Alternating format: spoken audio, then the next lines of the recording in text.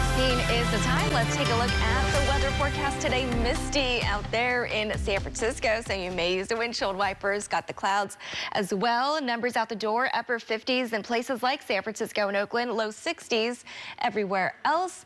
And here is that computer model. We'll play it in motion for you for your morning drive. You can see cloudy conditions. We start to see some clearing in Santa Rosa and maybe more drizzle there.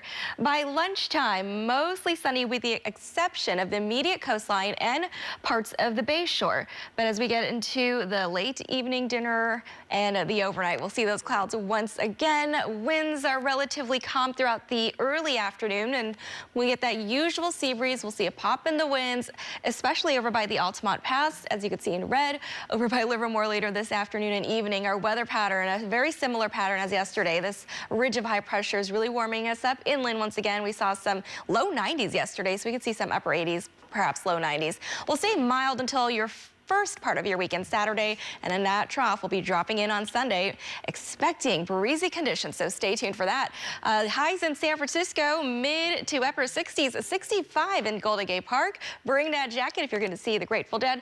And low 60s around the coastline, similar temperatures around the Bay Shore, and then the usual drill. We see those 70s roll back in, and upper 70s, low 80s in Santa Clara County, Tri-Valley, warmer there in the mid 80s, upper 80s.